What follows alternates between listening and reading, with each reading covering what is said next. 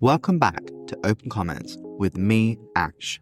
In today's episode, we'll be revisiting one of our most listened to conversations, episode 13, Decoding Security and Zero Trust, with John Linford, Director, the Security Portfolio at the Open Group. Hello, Ash. Thank you for joining us again, John. How are you doing? Doing well. Joining from our Houston summit this year, and what a great vibe. What awesome productivity this week. That's great. How have you found the summit so far?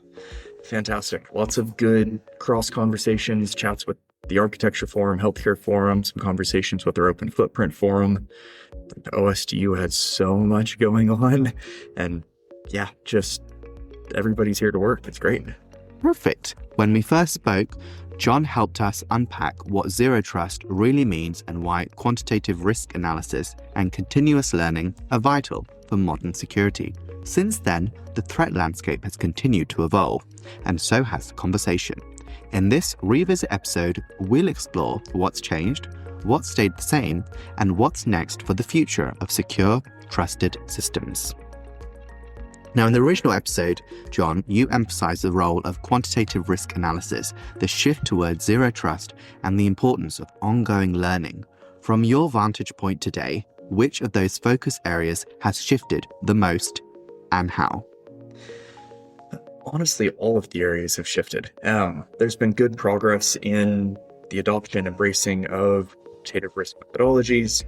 Zero trust is definitely becoming more widespread, and of course, the importance of learning is just, it cannot be understated. Now, on the topic of zero trust, we're seeing more and more organizations moving toward adoption to implementation. Really importantly, we're seeing that they're embracing zero trust as a mindset shift, a change to fundamentally how you think about security, how security integrates across your business. And we're seeing good movement away from the previous misconception that you could just buy a product or a series of products or work with a single vendor to get it done. So we're seeing really good progress in understanding that you can supplement what you have presently to move toward zero trust, which is, it's still not an end state. You're still never going to be 100% secure. But with that zero trust shift, you can accept that and actually still progress to being more secure tomorrow than you are today. On the CRQ side, on the cyber risk quantification side, we're seeing more and more organizations having conversations, trying to quantify risk in dollars and cents and pounds and or euros or yen, or pick your currency. We're seeing more and more boards want to be able to have risk discussions in currency figures that they're already used to.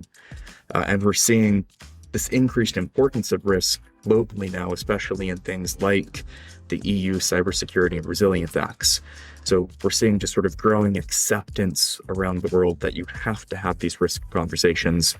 And if you're going to do them, you need to do it consistently.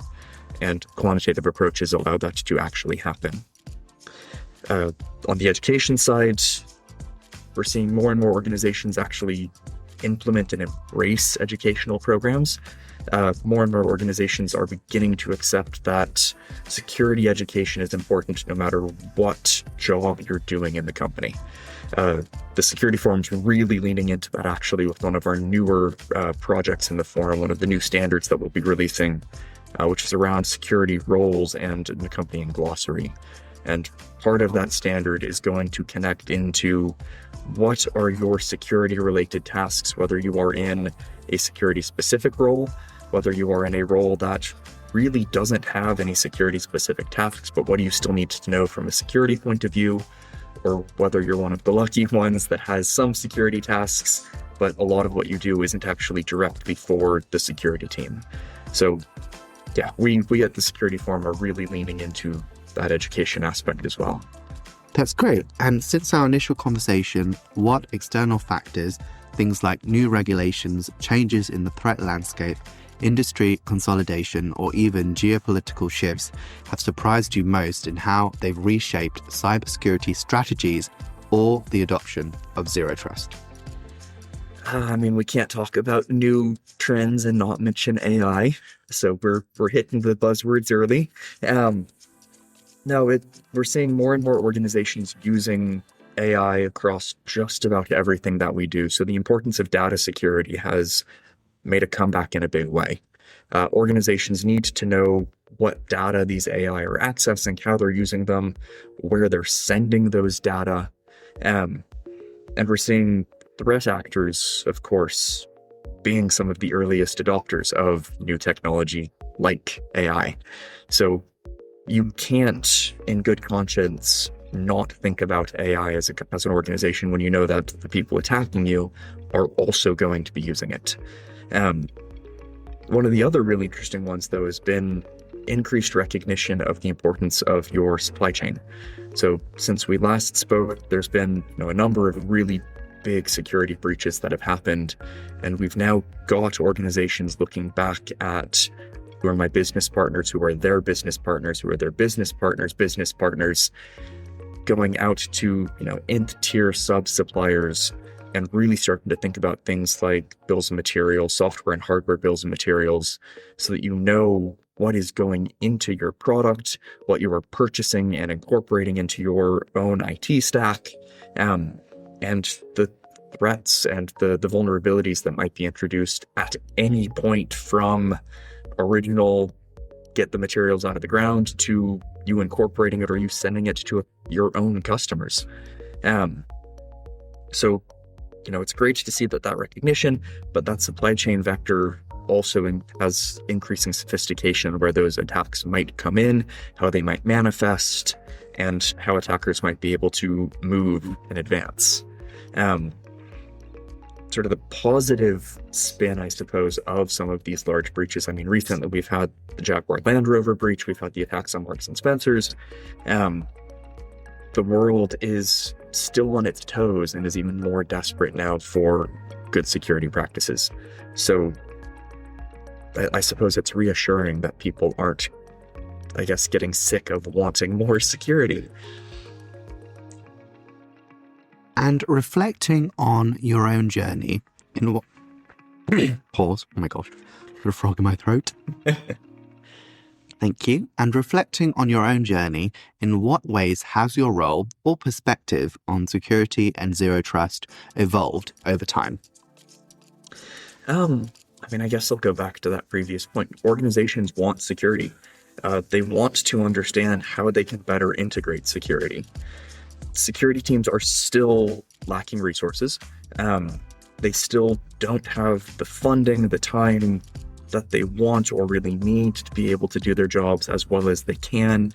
There's still this misconception that when a security breach happens, it is solely the security team's fault, when, as we said at the beginning, security is part of everyone's job. To get security right, you've got to have everybody on board and working together. So, my perspective on that hasn't necessarily changed, but we have seen more acceptance of this fact that security is part of everybody's job. Security is a team sport, whether you think you have a security touching role or not. You can still be the reason that a threat actor gets in and gets your data, gets your customers' personal information, or if you're one of the lucky few working in critical infrastructure, could cause massive implications for even national security concerns. So my perspective on that is it's been good to see that being embraced and accepted. One of the other areas, though, that's really sort of expanded my perspective has been with our Assured Dependability work group, and the work that is going on in that work group to bring together the Open Group TOGAF standard, which of course is well known all over the world, hundreds of thousands of implementers and adopters, but using the TOGAF ADM to bring in a security aspect into your architecture design early on, and now excitingly bringing in a customer-centric point of view into that approach and methodology. So that new work has been really eye-opening in seeing how we can facilitate better collaboration in the Open Group and bring together professionals that may have otherwise not been able to interact or wouldn't have known about each other in the same organization. And then, of course, finally, I mentioned supply chain before, but just the increasing importance of modern supply chain security, working with vendors and suppliers that have advanced supply chain security practices in place, preferably those that have supported the Open Trusted Technology Provider Standard and Certification Program from the Open Trusted Technology Forum. But just seeing this global acceptance and acknowledgement of the threat landscape's even more complicated than we thought just a few years ago. And switching gears to advice and insight, with the benefit of hindsight, what's one piece of advice you'd now give to a younger version of yourself, someone just beginning to engage in cybersecurity, risk analysis, or zero trust? What would that advice be? Stick with it. Keep at it. We don't have enough security professionals, just full stop. So if you stick with it, if you stay hungry and interested in learning, there's gonna be a spot for you. You might not know exactly what it's going to look like. You don't know how it's going to evolve or progress, but that's one of the reasons the security industry is so interesting. It changes every day. Otherwise, continue advocacy. If you're interested in the security space, you think it needs to be more important, don't be afraid to go have those conversations. Talk to the businesses, the organizations, the vendors, the customers, and continue to advocate for improving their own security as well. And then, one that's been part of sort of my mindset my whole life, really, but definitely would be for a younger version of myself, relevant to a younger version of myself, is don't be afraid to be the one who asks dumb or naive questions. Lean on the experts, learn from the experts, respect everything that the experts are doing, but question the base assumptions. Being the person who comes in and asks, why are we doing it like this?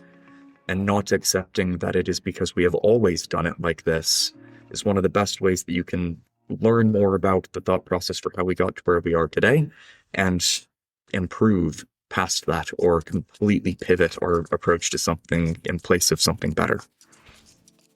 Perfect. And as you look forward to 2026 and beyond, what are you most excited about within the forum? Oh gosh, there's so much going on across the Security Forum, Open Trusted Technology Forum, and the Assured Dependability Workgroup. The Security Forum, it's going to be the publication and continued evolution of our new security roles and glossary standard. The first snapshots of the first 4 parts of that document series should be coming out any day now, if it's not already released when this podcast goes live. We've got more work, more content already in the works for that standard, and we're really looking forward to seeing how we can work with organizations like NIST and their National Institute for Cybersecurity Education to continue to advance this field. We're hard at work on the next version of the Zero Trust reference model. So continuing to evolve that and supporting guidance that we have planned around it, really building out the capabilities and architectural building blocks that we already have within it. We have a new project going around integrating security risk with broader enterprise risk management practices. So again, bringing that quantitative aspect in, leaning on it, and getting security at the seat with the rest of the other risks that the organization already deals with and is good at dealing with, but really ensuring security, or that organizations have a holistic view of all of the risks that they're having to deal with. And then, of course, on the risk, continuing evolution of our open FAIR standard and body of knowledge, looking at how we're incorporating that CRQ aspect into threat modeling guidance, continuing to build out our mathematics guide and getting more into how those calculations actually work and can be applied more broadly.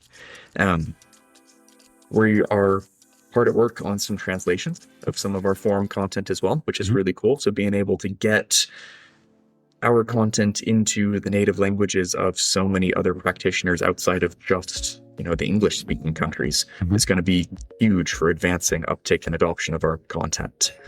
On the Open Trusted Technology Forum side, we're hard at work on actually some really big changes to that standard. We're going far beyond the current scope, which is focused on mitigating malicious counterfeit from entering your supply chain. And we're starting to look at other areas to ensure that the products you're delivering, selling to your customers, to your downstream vendors, are secure in and of themselves as well, embracing things like secure by design, secure by default practices. But then also looking at just some general good supply chain practices to ensure you're able to deliver the products that you're developing when and how and where you say you're going to deliver them, regardless of geopolitical complications, regardless of single source or sole source considerations in your sub-suppliers and sub-suppliers. And really bringing all of that together so that an organization with one of those certifications for their product, you know that you can trust the products that you are buying or integrating into what you're selling. And then last but by no means least, getting out the next version of our open dependability through assuredness framework from our assured dependability work group, and really seeing just how far that standard can go to bring together not just the security portfolio, so Security Forum, Open Trusted Technology Forum, and Assured Dependability Work Group, but now also bringing in our Architecture Forum and seeing where else in the Open Group the standard might be really valuable and applicable to improve their design considerations. Thank you so much, John. It's always a pleasure having you back on Open Comments. Thank you for sharing your insights and helping us see how far the conversation around zero trust and security has come and where it's heading next. For our listeners, you can revisit our original conversation, episode 13, Decoding Security and Zero Trust, on Buzzsprout or wherever you get your podcasts. If you enjoyed this episode, please subscribe, share, and join us again for more open conversations that shape the future of enterprise and technology. Stay safe and happy listening. Until next time, I'm Ash, and this has been Open Comments.